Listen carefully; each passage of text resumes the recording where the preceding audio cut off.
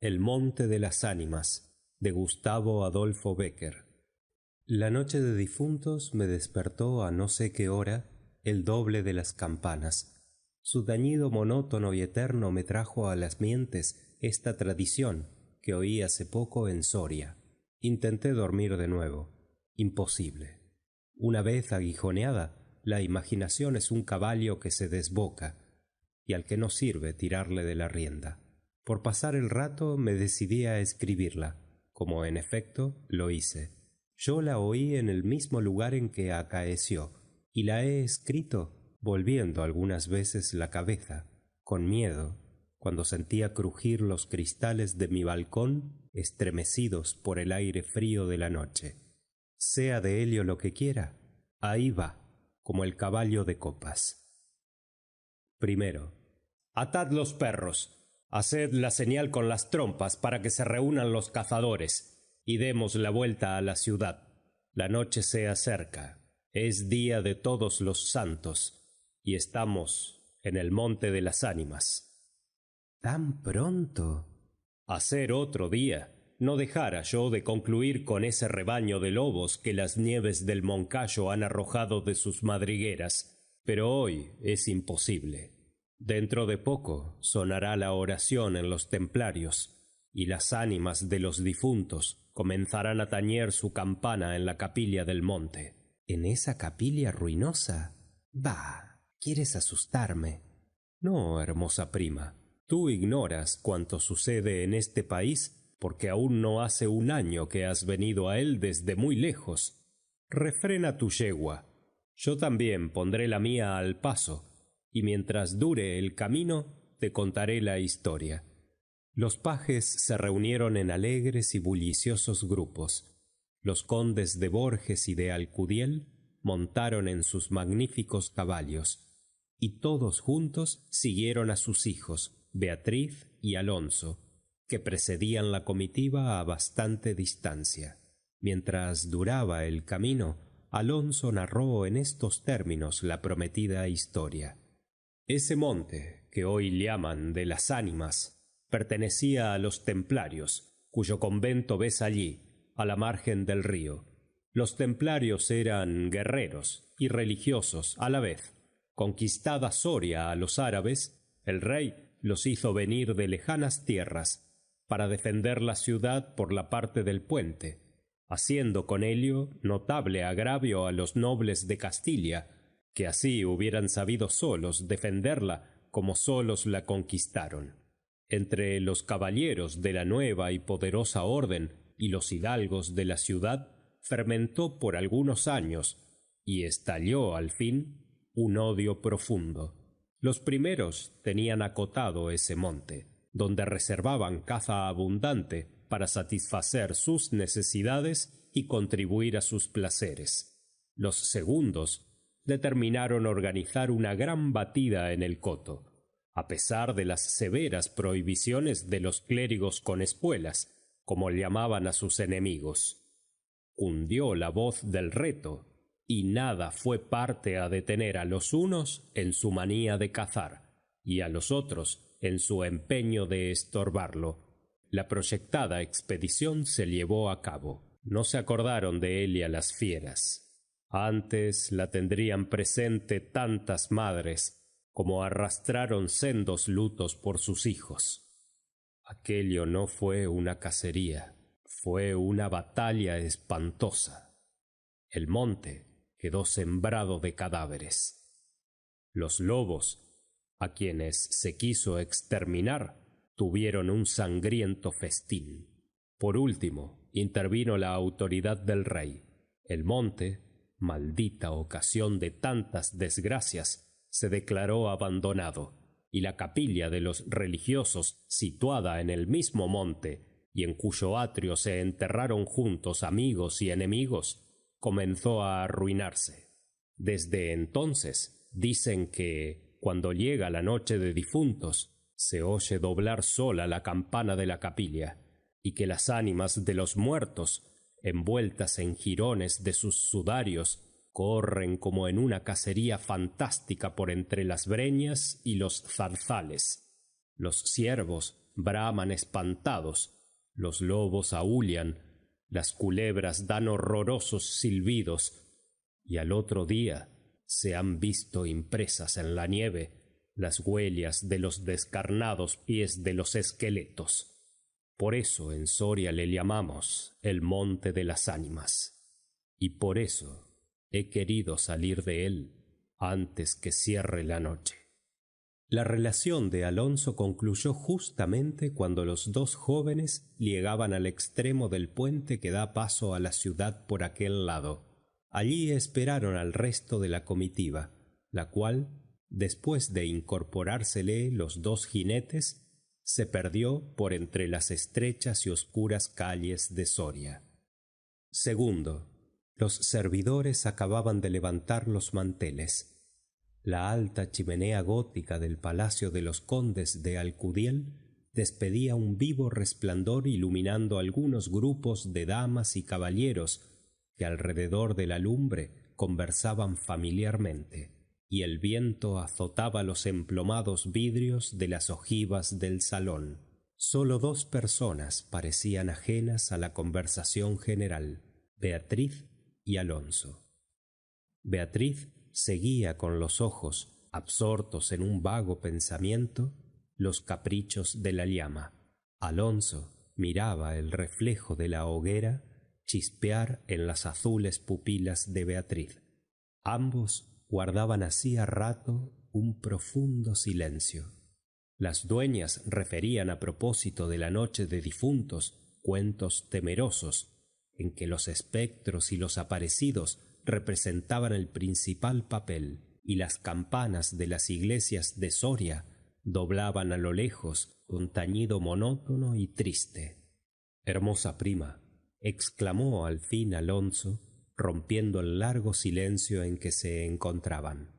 «Pronto vamos a separarnos, tal vez para siempre. Las áridas llanuras de Castilla, sus costumbres toscas y guerreras, sus hábitos sencillos y patriarcales, sé que no te gustan. Te he oído suspirar varias veces, acaso por algún galán de tu lejano señorío». Beatriz hizo un gesto de fría indiferencia. Todo su carácter de mujer se reveló en aquella desdeñosa contracción de sus delgados labios. «Tal vez por la pompa de la corte francesa donde hasta aquí has vivido», se apresuró a añadir el joven. «De un modo o de otro, presiento que no tardaré en perderte. Al separarnos, quisiera que te llevases una memoria mía. ¿Te acuerdas cuando fuimos al templo a dar gracias a Dios por haberte devuelto la salud que viniste a buscar a esta tierra? El joyel que sujetaba la pluma de mi gorra cautivó tu atención. Qué hermoso estaría sujetando un velo sobre tu oscura cabellera. Ya ha prendido el de una desposada. Mi padre se lo regaló a la que me dio el ser, y ella lo llevó al altar. ¿Lo quieres?»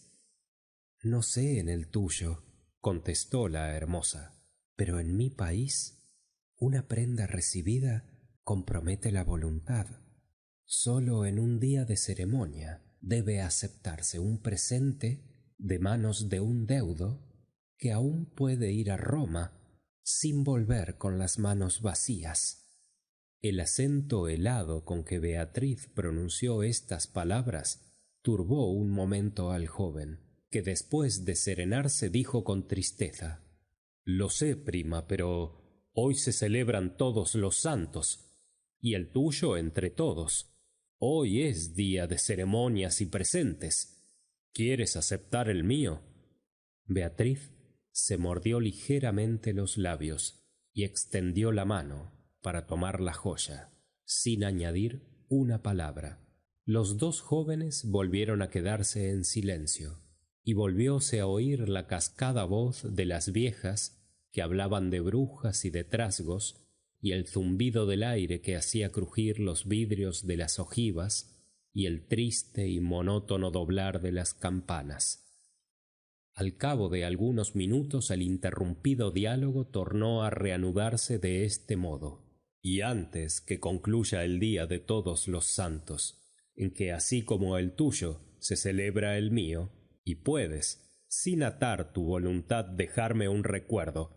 ¿No lo harás?», dijo él, clavando una mirada en la de su prima, que brilló como un relámpago, iluminada por un pensamiento diabólico. «¿Por qué no?», exclamó ésta, llevándose la mano al hombro derecho, como para buscar alguna cosa entre los pliegues de su ancha manga de terciopelo bordado de oro. Después, con una infantil expresión de sentimiento, añadió: «¿Te acuerdas de la banda azul que llevé hoy a la cacería y que, por no sé qué emblema de su color, me dijiste era la divisa de tu alma?»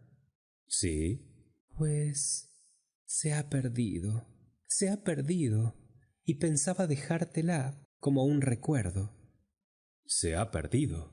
¿Y dónde?», preguntó Alonso, incorporándose de su asiento, y con una indescriptible expresión de temor y esperanza. «No sé, en el monte, ¿acaso?». «¿En el monte de las ánimas?», murmuró palideciendo y dejándose caer sobre el sitial. «En el monte de las ánimas». Luego prosiguió con voz entrecortada y sorda: «Tú lo sabes, porque lo habrás oído 1000 veces. En la ciudad, en toda Castilla, me llaman el rey de los cazadores. No habiendo aún podido probar mis fuerzas en los combates como mis ascendientes, he llevado a esta diversión, imagen de la guerra, todos los bríos de mi juventud, todo el ardor hereditario de mi raza. La alfombra que pisan tus pies son despojos de fieras que han muerto por mi mano. Yo conozco sus guaridas y sus costumbres. Yo he combatido con ellas de día y de noche, a pie y a caballo, solo y en batida, y nadie dirá que me ha visto huir el peligro en ninguna ocasión. Otra noche volaría por esa banda, y volaría gozoso, como a una fiesta. Esta noche, ¿a qué ocultarlo? Tengo miedo. ¿Oyes? Las campanas doblan. La oración ha sonado en San Juan del Duero. Las ánimas del monte comenzarán ahora a levantar sus amarilllentos cráneos de entre las malezas que cubren sus fosas. Las ánimas, cuya sola vista puede helar de horror la sangre del más valiente, tornar sus cabellos blancos, o arrebatarle en el torbellino de su fantástica carrera como una hoja que arrastra el viento sin que se sepa a dónde». Mientras el joven hablaba, una sonrisa imperceptible se dibujó en los labios de Beatriz, que cuando hubo concluido exclamó con un tono indiferente y mientras atizaba el fuego del hogar, donde saltaba y crujía la leña arrojando chispas de 1000 colores: «Oh, eso de ningún modo. ¡Qué locura! Ir ahora al monte por semejante friolera. Una noche tan oscura, noche de difuntos, y cuajado el camino de lobos». Al decir esta última frase, la recalcó de un modo tan especial que Alonso no pudo menos de comprender toda su amarga ironía.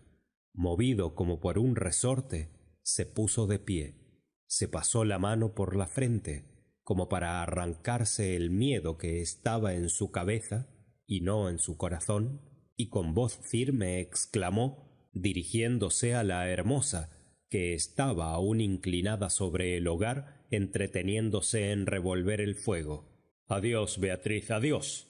Hasta pronto». «Alonso, Alonso», dijo ésta, volviéndose con rapidez. Pero cuando quiso o aparentó querer detenerle, el joven había desaparecido. A los pocos minutos se oyó el rumor de un caballo que se alejaba al galope.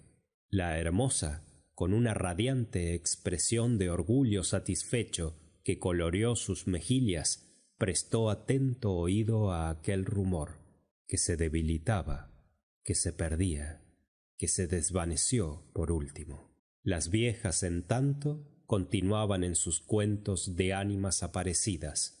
El aire zumbaba en los vidrios del balcón y las campanas de la ciudad doblaban a lo lejos. Tercero. Había pasado 1 hora, 2, 3. La medianoche estaba a punto de sonar y Beatriz se retiró a su oratorio. Alonso no volvía, cuando en menos de 1 hora pudiera haberlo hecho. «Habrá tenido miedo», exclamó la joven cerrando su libro de oraciones y encaminándose a su lecho, después de haber intentado inútilmente murmurar algunos de los rezos que la Iglesia consagra en el día de los difuntos a los que ya no existen. Después de haber apagado la lámpara y cruzado las dobles cortinas de seda, se durmió. Se durmió con un sueño inquieto, ligero, nervioso. Las 12 sonaron en el reloj del postigo. Beatriz oyó entre sueños las vibraciones de la campana, lentas, sordas, tristísimas, y entreabrió los ojos. Creía haber oído a par de ellas pronunciar su nombre, pero lejos, muy lejos, y por una voz apagada y doliente. El viento gemía en los vidrios de la ventana. «Será el viento», dijo, y poniéndose la mano sobre el corazón, procuró tranquilizarse. Pero su corazón latía cada vez con más violencia.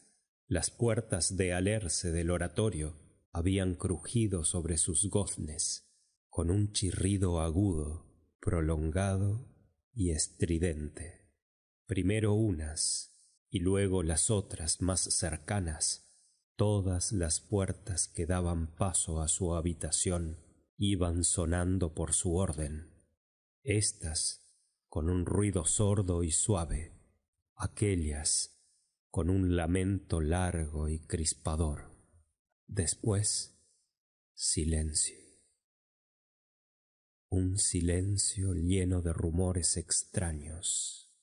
El silencio de la medianoche, con un murmullo monótono de agua distante, lejanos ladridos de perros, voces confusas, palabras ininteligibles, ecos de pasos que van y vienen, crujir de ropas que se arrastran, suspiros que se ahogan, respiraciones fatigosas que casi se sienten, estremecimientos involuntarios que anuncian la presencia de algo que no se ve y cuya aproximación se nota, no obstante, en la oscuridad.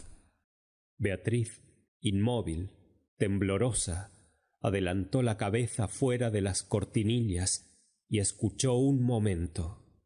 Oía 1000 ruidos diversos. Se pasaba la mano por la frente, tornaba a escuchar. Nada. Silencio.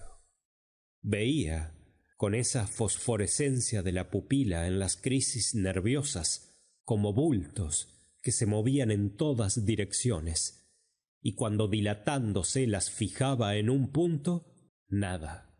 Oscuridad, las sombras impenetrables. «¡Pah!», exclamó, yendo a recostar su hermosa cabeza sobre la almohada de raso azul del lecho. «¿Soy yo tan miedosa como estas pobres gentes cuyo corazón palpita de terror bajo una armadura al oír una conseja de aparecidos?» Y cerrando los ojos, intentó dormir, pero en vano había hecho un esfuerzo sobre sí misma. Pronto volvió a incorporarse, más pálida, más inquieta, más aterrada. Ya no era una ilusión. Las colgaduras de brocado de la puerta habían rozado al separarse, y unas pisadas lentas sonaban sobre la alfombra. El rumor de aquellas pisadas era sordo, casi imperceptible, pero continuado, y a su compás se oía crujir una cosa como madera o hueso. Y se acercaban, y se movió el reclinatorio que estaba a la orilla de su lecho. Beatriz lanzó un grito agudo y, arrebujándose en la ropa que la cubría, escondió la cabeza y contuvo el aliento. El aire azotaba los vidrios del balcón. El agua de la fuente lejana caía y caía con un rumor eterno y monótono. Los ladridos de los perros se dilataban en las ráfagas del aire, y las campanas de la ciudad de Soria, unas cerca, otras distantes, doblaban tristemente por las ánimas de los difuntos. Así pasó 1 hora, 2, la noche, 1 siglo, porque la noche aquella pareció eterna a Beatriz. Al fin despuntó la aurora. Vuelta de su temor, entreabrió los ojos a los primeros rayos de la luz. Después de una noche de insomnio y de terrores, es tan hermosa la luz clara y blanca del día. Separó las cortinas de seda del lecho, y ya se disponía a reírse de sus temores pasados, cuando de repente un sudor frío cubrió su cuerpo. Sus ojos se desencajaron y una palidez mortal decoloró sus mejillas. Sobre el reclinatorio había visto, sangrienta y desgarrada, la banda azul que perdiera en el monte, la banda azul que fue a buscar a Alonso. Cuando sus servidores llegaron despavoridos a noticiarle la muerte del primogénito de Alcudiel, que a la mañana había aparecido devorado por los lobos entre las malezas del monte de las ánimas, la encontraron inmóvil, crispada, asida con ambas manos a una de las columnas de ébano del lecho, desencajados los ojos, entreabierta la boca, blancos los labios, rígidos los miembros, muerta, muerta de horror. Cuarto, dicen que después de acaecido este suceso, un cazador extraviado que pasó la noche de difuntos sin poder salir del monte de las ánimas, y que al otro día antes de morir pudo contar lo que viera, refirió cosas horribles. Entre otras, asegura que vio a los esqueletos de los antiguos templarios y de los nobles de Soria, enterrados en el atrio de la capilla, levantarse al punto de la oración con un estrépito horrible, y caballeros sobre osamentas de corceles perseguir como a una fiera a una mujer hermosa, pálida y desmelenada, que, con los pies desnudos y sangrientos y arrojando gritos de horror, daba vueltas alrededor de la tumba de Alonso.